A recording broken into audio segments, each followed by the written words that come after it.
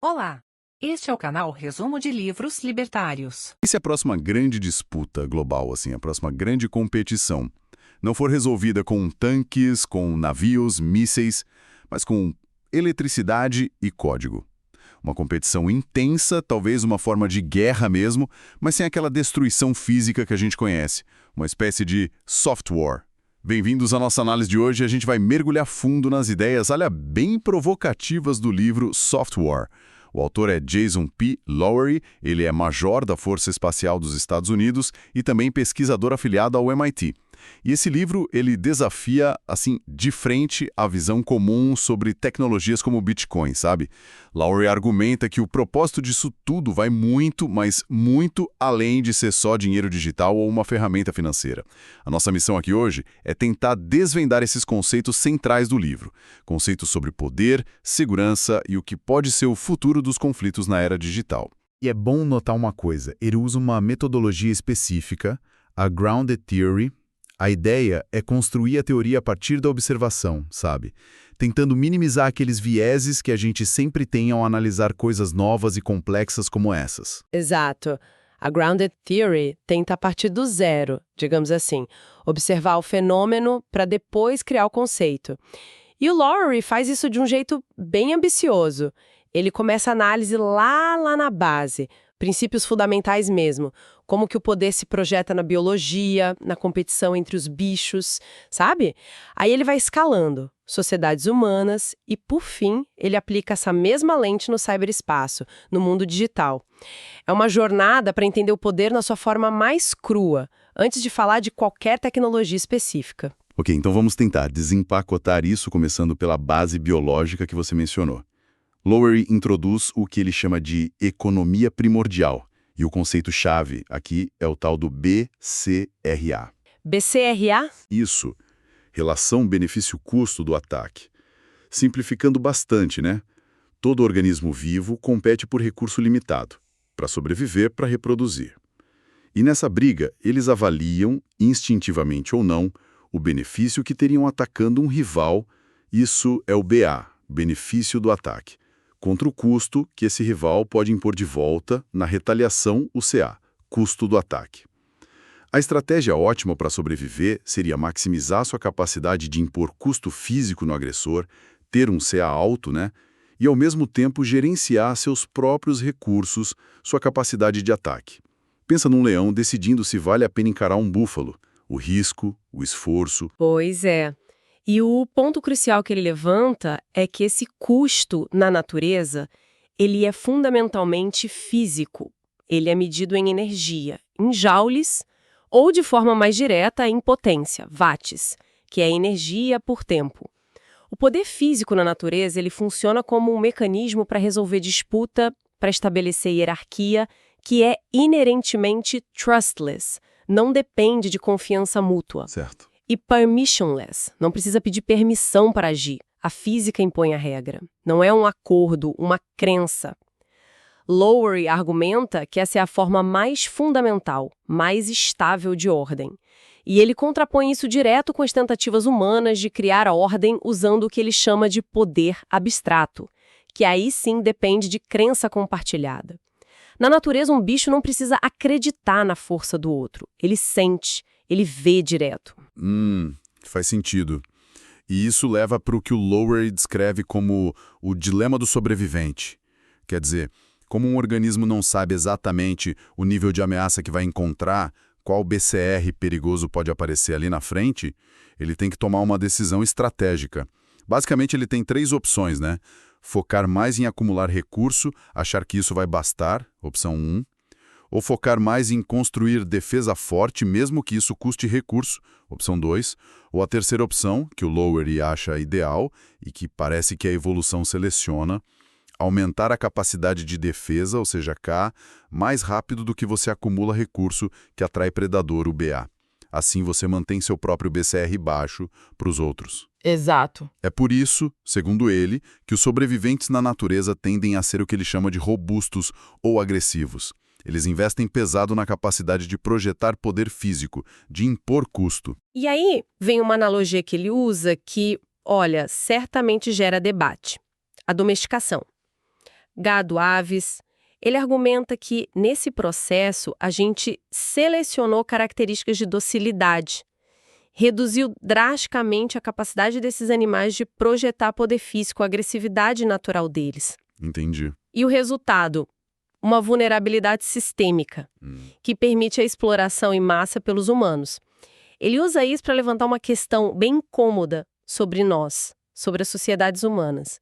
Será que essa ênfase em cooperação, em suprimir qualquer forma de agressividade ou competição física, não poderia, paradoxalmente, deixar a sociedade mais dócil e, portanto, mais vulnerável à exploração por elites, por sistemas de controle que abusam do poder abstrato? É uma conexão provocadora, né? Entre biologia e sociopolítica. É uma reflexão forte, sem dúvida. Seguindo essa linha, então, vamos para a sociedade humana e esse conceito de poder abstrato. O Lowry define isso como o poder que não vem direto da força física, mas sim de sistemas de crenças que a gente compartilha.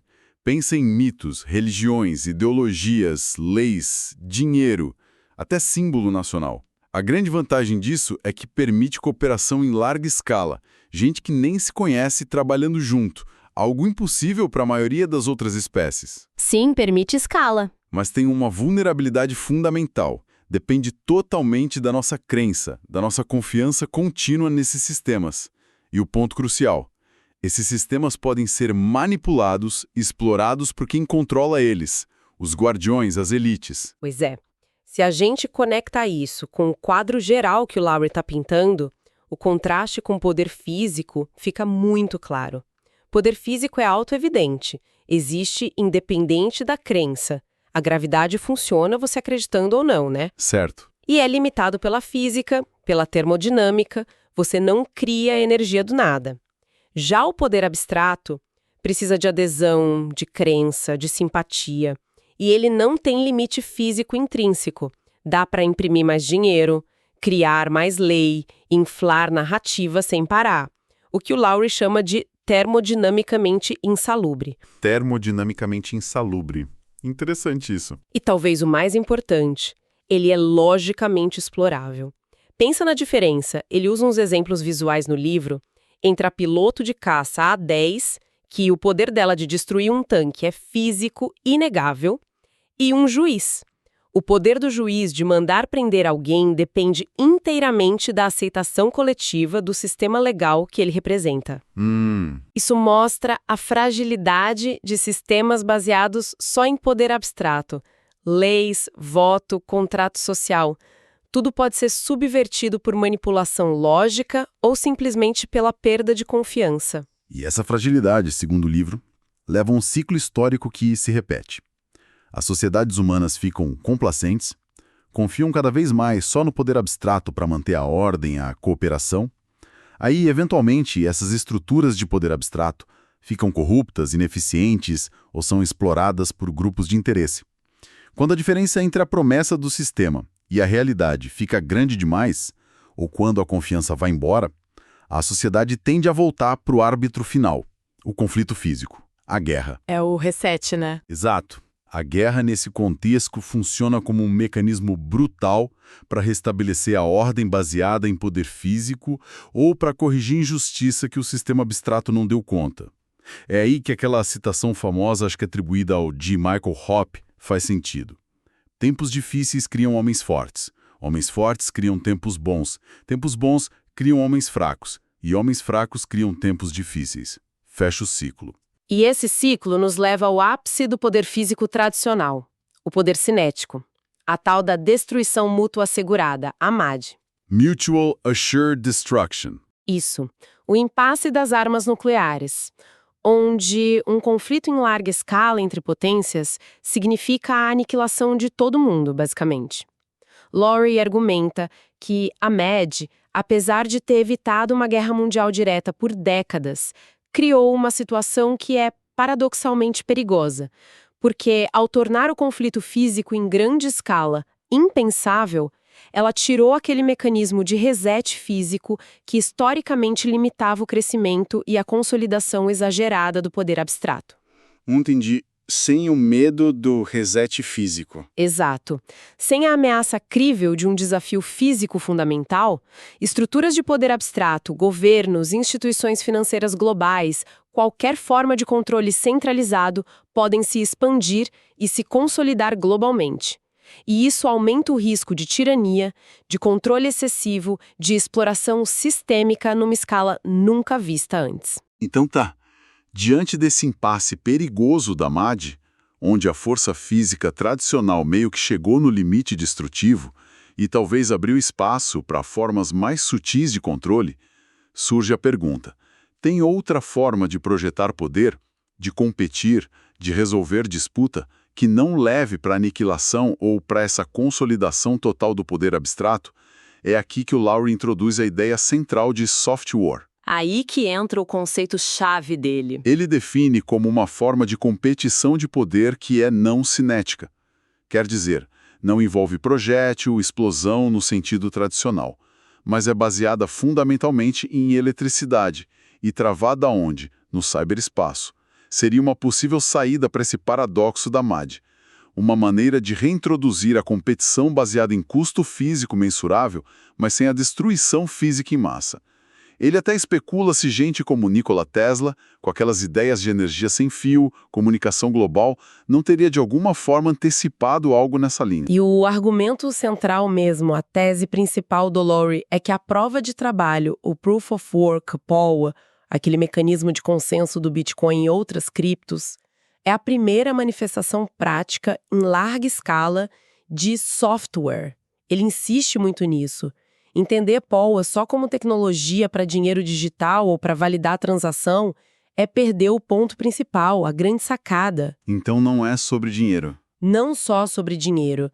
Para Lowry, POW é fundamentalmente um protocolo de segurança cibernética. Uma nova forma de projetar poder. Por quê? Porque ele usa energia elétrica real e mensurável, quantificada em watts, para impor custos físicos reais e irrefutáveis no mundo digital. É tão fundamental para ele que ele sugere até renomear POW para Proof of Power, prova de poder, ou usar o termo Bit Power, para enfatizar essa natureza física, energética e não só computacional ou lógica. Prova de poder. Bit Power. Entendi, mas como que essa queima de energia vira segurança na prática? Como funciona? A ideia conceitual é que o POW torna ações maliciosas ou indesejadas no ciberespaço, tipo mandar spam em massa, criar milhares de perfis falsos para manipular um sistema, que são os ataques Sybil. Certo. Ou sobrecarregar um serviço com tráfego falso de vários lugares, os ataques DOS. POW torna tudo isso fisicamente custoso. Para fazer essas coisas numa escala que ameace a rede, o atacante tem que gastar uma quantidade significativa e comprovável de eletricidade. Isso introduz um atrito físico no mundo digital que, por natureza, tem custo quase zero para copiar informação ou criar identidade falsa. O Lowry até menciona precursores, como o Hashcash lá do Adam Back, que era uma tentativa de usar POW contra spam de e-mail. E ele desenvolve a ideia de um domo eletrocibernético, tipo uma barreira de proteção para as redes digitais, onde qualquer ataque exigiria um gasto de energia tão absurdo que tornaria a defesa viável e o ataque inviável economicamente. Exatamente. A beleza ou a força do POW, segundo essa visão, está em ancorar a segurança digital não só em criptografia ou regra lógica que podem ter falhas, podem ser contornadas, mas nas leis da termodinâmica. No mundo físico, a ação tem custo energético.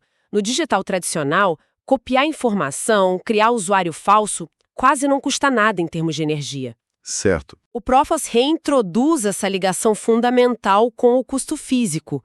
Para gerar um bloco válido na blockchain do Bitcoin, por exemplo, os mineradores têm que gastar uma quantidade enorme de eletricidade, poder computacional para achar a solução de um problema matemático lá, o hash.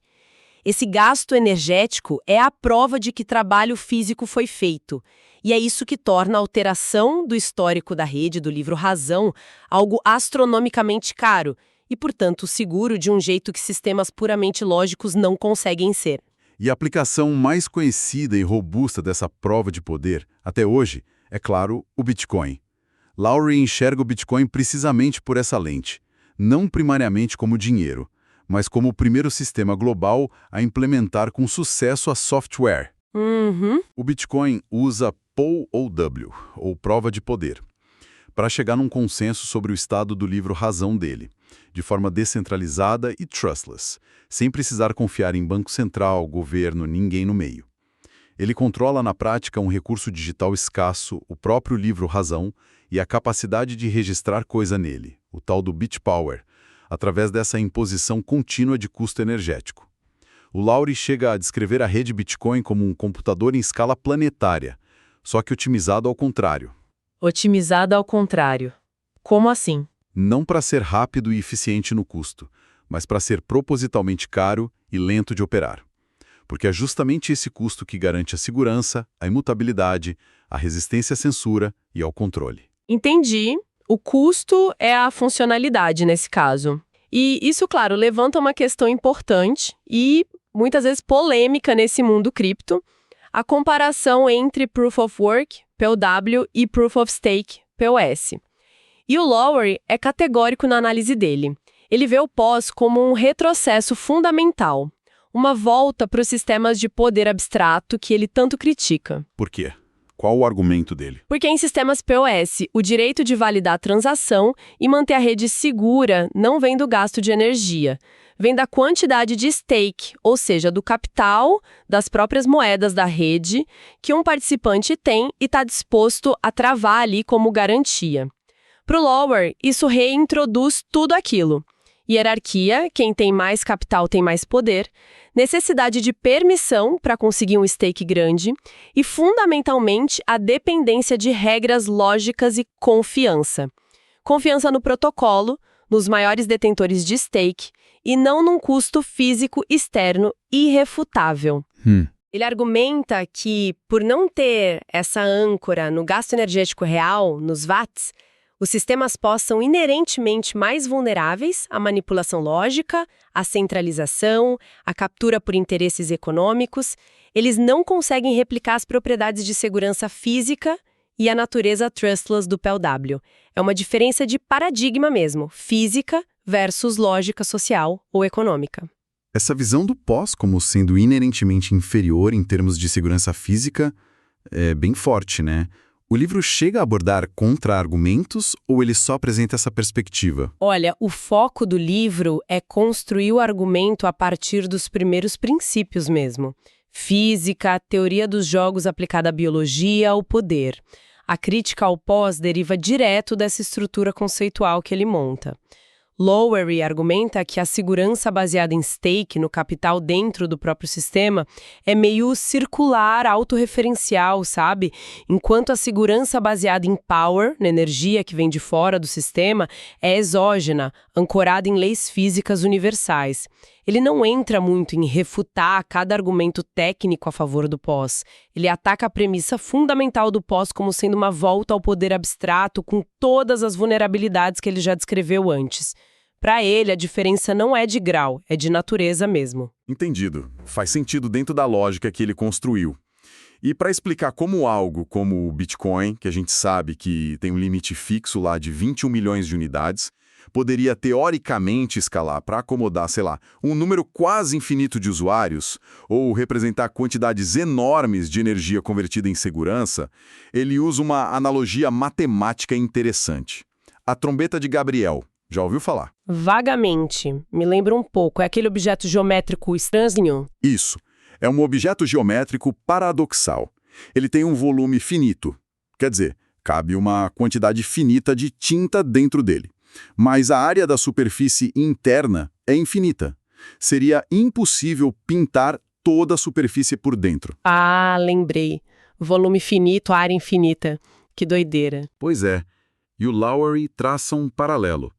O suprimento total de BitPower, ou unidades de Bitcoin, é finito, o volume, mas a capacidade dele de ser dividido em unidades cada vez menores e de garantir segurança para um número crescente de aplicações é potencialmente infinita, a superfície. Que analogia interessante para pensar em escalabilidade. E quais seriam, então, as implicações estratégicas, geopolíticas dessa visão toda, se ela estiver correta? O Lowry sugere que a gente pode estar no início de uma nova forma de competição global, uma espécie de corrida espacial ou corrida armamentista, só que cibernética, baseada em beach power. Uma corrida por beach power. Exato.